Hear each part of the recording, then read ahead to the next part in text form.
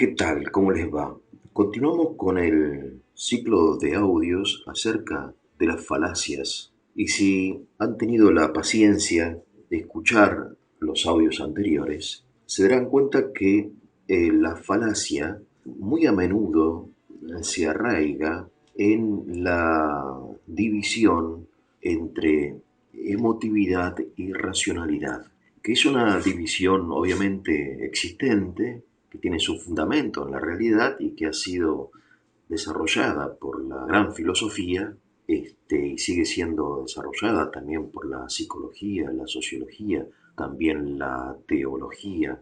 Tenemos referencias muy importantes acerca de esto en las cartas de San Pablo, ¿no? Y también en la teología escolástica. Por ejemplo, recientemente leí un artículo de Santo Tomás de Aquino que dice así, fíjense ustedes qué interesante. Él está hablando acerca de la devoción, ¿no? O sea, del amor a Dios, un amor más intenso del habitual. De la devoción, dice Tomás, se sigue primaria y principalmente alegría, secundaria y accidentalmente tristeza. O sea, de la devoción, que es en definitiva resultado de la fe, se siguen dos sentimientos opuestos, alegría y tristeza. Dice, primaria y principalmente alegría, secundariamente tristeza. En la tradición oriental, especialmente en la tradición eslava, en la tradición rusa, hay un sentimiento que ellos llaman humilenie. Humilenie es un sentimiento de ternura, de suavidad, de una tristeza mezclada de alegría o de una alegría mezclada por tristeza que uno siente, y creo que todos nosotros podemos llegar a sentir de alguna manera, seamos o no creyentes, por ejemplo, escuchando una obra musical de un compositor ruso, como puede ser Tchaikovsky o Rachmaninoff, o viendo alguna pintura o leyendo algún texto literario, esta humilenie, que es una especie de ternura triste, es lo que de algún modo caracteriza el sentimiento litúrgico, digamos, de la acción sagrada pública en el templo, de la Iglesia Ortodoxa, ¿no? Podemos llegar a decir que lo caracteriza, no es exclusivo, ¿no? La humilenia. Yo recuerdo en los años 90, estando en Rusia, fui espectador y quizá en cierto sentido también protagonista de cómo la sociedad rusa se volcó en forma masiva a la iglesia, a la práctica religiosa, al bautismo. Y creo que en parte fue movida por el sentimiento, la búsqueda del sentimiento de humilenie, de ternura, de suavidad, de dulzura, en búsqueda de una madre, ¿no? De una auténtica madre. Este sentimiento que está presente en la cultura rusa, y la cultura rusa siempre estuvo ahí, porque la iglesia había sido prohibida por el comunismo, ¿no? En la Unión Soviética, pero la cultura no. Y entonces encontramos textos, por ejemplo, el texto que hoy les voy a comentar, de Turgenev, que es un gran escritor ruso del siglo XIX, y otros textos, y también la música, y la poesía, y la pintura, todo eso es humilenie, triste y alegre. La misma naturaleza que nos rodea, ¿no? Los bosques, la nieve, el sol, ¿no? El atardecer, el amanecer, el aire, ¿no? Las flores, etcétera.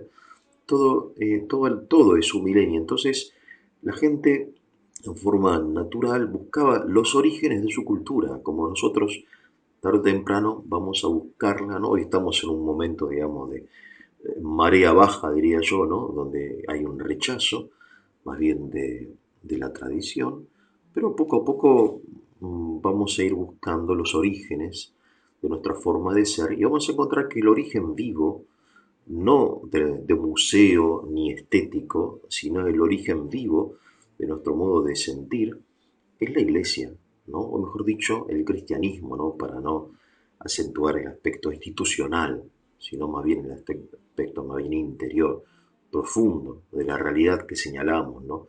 Cuando decimos iglesia. Bien, entonces digo que la gente se volcó en la ex Unión Soviética hacia la iglesia. La iglesia era fuente, como sigue siendo fuente de un milenio, ¿no? Entonces, cuando uno entra en una iglesia y escucha esos cantos, ¿no? Un poco melancólicos, como una especie de añoranza, de melancolía y a su vez de alegría, ¿no? Luminosa, siempre luminosa. Entonces dice, bueno, aquí empezó todo, ¿no? Este es el origen de todas las cosas, bien, de nuestra cultura. Bien, entonces acerca de la Humilenie quería compartirles un texto de Turgenev que se llama El Padre Alexei. Alexei, ¿no? Es un sacerdote, padre, ¿no? Que es un campesino, un buen hombre, lo llaman mujik allí, ¿no? Es un hombre lleno de humileño, un hombre dulce, tierno, suave. Una señal, por ejemplo, de esta humilenia es la forma en que se utilizan los disminutivos en Rusia, ¿no? En lugar de padre, padrecito, en lugar de madre, madrecita, ¿no? En lugar de Dios, Diosito, ¿no? Bojenka, Diosito, Batiushka, Matiushka. Son disminutivos, porque claro, la humilenia hace que tratemos a las cosas con dulzura, ¿no? Con dulzura. Ahora, Turgenev, en este texto, creo que yo que consciente o inconscientemente señala el peligro de la humilenia, ¿no? Por eso yo, mi intención no es exaltarla, sino aceptarla, reconocerla como válida, esta triste alegría, y sin embargo reconocer su límite y su peligro en el caso de que nos detengamos en ella. Cuando yo era seminarista, nosotros señalábamos en el seminario, un poco con un orgullo infundado, me parece a mí, algunos cristianos, también pertenecientes a la realidad católica, pero de otra orientación doctrinal y litúrgica, le decíamos pasteleros. ¿Qué es un pastelero? ¿No?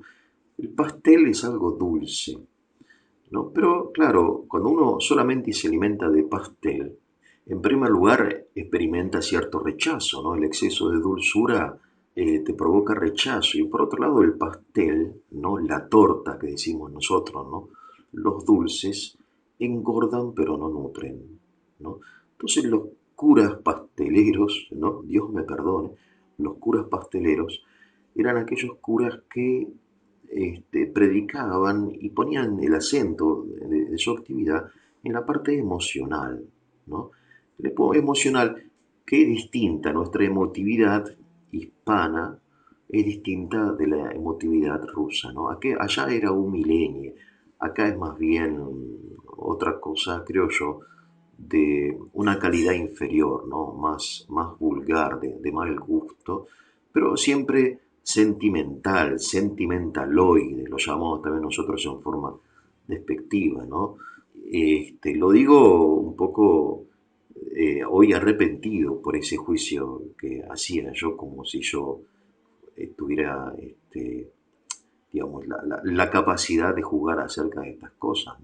No la tuve ni la tengo. Bien, entonces Turgenev tiene este texto, ¿no? El padre Alexei, que es un sacerdote de campo, que digo, tiene el rostro de un campesino ruso que tiene familia, tiene hijos, ¿no? Hijos que han muerto la mayoría de muy niños y también lamentablemente muere su mujer, ¿no? Su amadísima mujer. Y le queda solamente un hijo que se llama Yakov. Y Yakov es el consuelo de Alexei. Alexei vive a través de Yakov, ¿no? Es decir, es un hombre que amoroso, profundamente tierno con las cosas, pero de alguna manera débil, ¿no? Vive como resignado, está triste por sus pérdidas, ¿no? Y se aferra a su hijo Alexei, que es el sentido de su vida, ¿no? Es un sacerdote que para él el templo es, en fin, es un trabajo, ¿no? Él es hijo y nieto y bisnieto de sacerdotes, ¿no? Es una especie de, en aquella época era una clase social, no es que era una vocación como la entendemos hoy, ¿no? sino en aquella época saslovie se llama en ruso, o sea, clase social, ¿no? Es un grupo social. Como siempre existió, de hecho, en la tradición mundial, también en la tradición occidental, estaban los sacerdotes, ¿no? El ejército y el pueblo, bien, de un modo semejante, ¿no? Como también, no sé, en la Revolución Francesa, por ejemplo, ustedes recordarán, ¿no? Los estamentos, ¿no? La nobleza, el clero y el tercero, ¿no? El pueblo, la burguesía. Bien, el clero, es decir, pertenecía al clero. Un hombre creyente, pero con una fe muy sencilla, pero sobre todo un hombre emotivo. Entonces su hijo, Yakov, es un hijo muy capaz, muy bueno, tímido, retraído y que de repente, dice Turgenev, en sus paseos por el bosque se encuentra con un hombre verde, ¿no? Un hombre verde, un anciano verde, con la piel verde, le da a Yakov una castaña verde y Yakov se come esa castaña, ¿no? A partir de ese encuentro, Yakov empieza a transformarse. Entra en el seminario para estudiar, para ser sacerdote, pero después abandona el seminario, siente que ha perdido la fe, entra en la universidad para estudiar medicina, abandona la medicina, conoce a una joven, después la abandona. Todo lo que empieza, aunque es un niño capaz, un joven capaz, lo abandona, lo deja. ¿Y por qué? ¿No? Claro, está este anciano, ¿no? De piel verde, que está siempre ahí. Yakov lo ve, ¿no? Y él le dice a su padre, Alexei, lo veo, está aquí, ¿no? ¿Dónde? ¿Dónde? Ahí está, lo veo, lo veo. Y entonces empiezan los sufrimientos de Alexei, que entiende que Yakov está poseído por un mal espíritu que ha entrado al alma de Yakov a través de esa castaña, ¿no? Bueno, la historia es un poco larga, se la resumo. Finalmente Alexei lo convence a Yakov, ¿no? Que se va como transformando, va empeorando, se va aislando, ¿no? A una vez se pone violento, se pone malo, después vuelve a la normalidad, como sucede en el caso de la posesión diabólica. Entonces peregrinan juntos a un santuario, a la tumba de un santo, ¿no? Caminan juntos por esos bosques, ¿no? Y Alexei está feliz porque se da cuenta que en esos días Yakov está bien y entonces tiene confianza de que mediante esa peregrinación al santo y mediante la comunión del Santísimo Sacramento, Yakov logre curarse. Pero bueno, cuando Yakov va a comulgar, en el momento que está comulgando, ve al anciano verde que le dice escúpelo, escúpelo, ¿no? Se refiere a la Eucaristía, ¿no? Obviamente es un gravísimo pecado, ¿no? Escupir la Eucaristía. Y Yakov la escupe y en ese momento se siente condenado, ¿no? Porque claro, es un pecado gravísimo que no tiene perdón del cielo, ¿no? Pecado contra el Espíritu Santo. Yakov le dice a Alexei todo lo que pasa, ¿no? Que el anciano verde no lo abandona, que lo obligó a escupir, que está condenado, vuelven a su casa y al poco tiempo Yakov fallece, muere. Esta es la historia que Alexei le cuenta a un personaje, ¿no? Que está ahí como protagonista de este relato. Bien, y así termina, ¿no? Ahora, Yakov, en realidad, si uno lo piensa, no está poseído, sino que está enfermo. Sufre de una enfermedad que quizá sea esquizofrenia, no sé cómo llamarla, es una cuestión que hoy ya está muy estudiada, pero que en aquella época no estaba estudiada, estamos hablando de mediados del siglo XIX, ¿no? Donde tan a menudo se identificaban las enfermedades mentales con fenómenos de tipo sobrenatural, ¿no? Como lamentablemente también lo hacemos hoy. Algunos lo hacen en forma, digo yo, criminal, porque claro, cuando uno señala un fenómeno de naturaleza mental como si fuese de naturaleza sobrenatural, o espiritual, o demoníaca, entonces lo que hace es impedir la cura. Está diagnosticando en forma falsa y un diagnóstico falso lleva a un remedio falso, ¿verdad? De modo que es una conducta, repito, criminal de algunos, entre comillas, ministros, ¿no?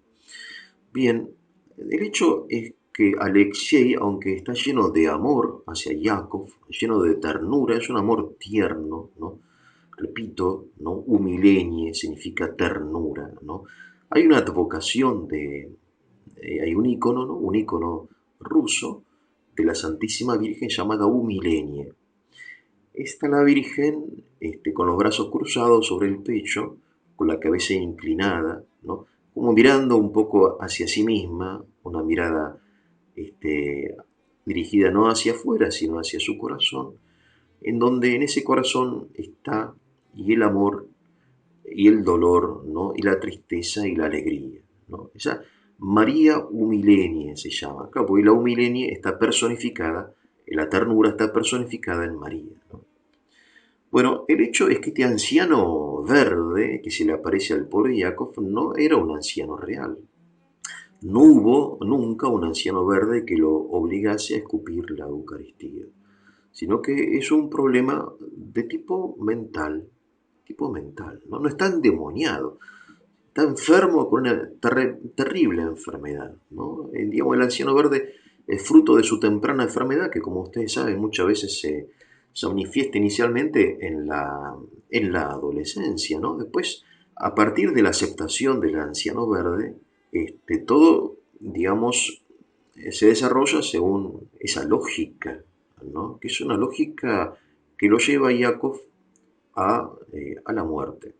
Bien, entonces Turgenev aquí describe toda esta situación de una forma realmente deliciosa, encantadora, ¿no? Dulce, triste, tierna, ¿no? Algunas veces Alexei quiere morirse porque su fe es una fe que tiene forma de resignación, no de lucha, de aceptación, ¿no? No de rebeldía. Sus sufrimientos son demasiados, pero nunca se revela contra Dios, ¿no? Los designios de Dios son insondables. Entonces, cuando Yakov se mejora, Alexei está feliz como un niño, ¿no? Y esa alegría se continúa en la naturaleza primaveral, a través de la cual ellos peregrinan hacia el santuario, etcétera. En fin, las alegrías son breves, las tristezas son largas. Ahora bien, vamos al centro de la cuestión más bien filosófica, ¿no? Que nos señala Turgenev en forma indirecta, porque era un hombre muy inteligente y está señalando la inutilidad de la humilenia, que era algo que los rusos del siglo XIX, como los europeos del siglo XIX, ya habían entendido. Es decir, que la humilenia es un sentimiento engañoso, que la forma de ayudar a Yakov, al pobre, al enfermo, no es el sentimiento de ternura, sino el progreso científico, el cambio social, el cambio de las leyes, quizá hasta quizá la revolución violenta, ¿no?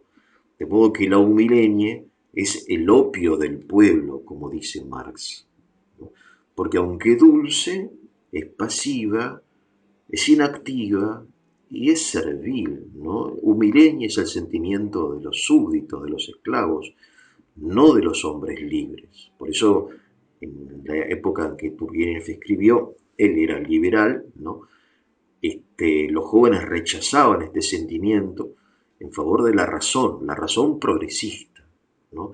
Sentimiento o sentimentalismo, ¿no? Menos ternura, más ciencia, más lucha de clases, ¿no? Menos esto de padrecito, madrecita, más señor, más camarada, menos del principio femenino o del principio infantil en la vida y más del principio masculino, del principio prometeico, ¿no? Prometeo es el que le robó el fuego a los dioses, como ustedes saben, ¿no?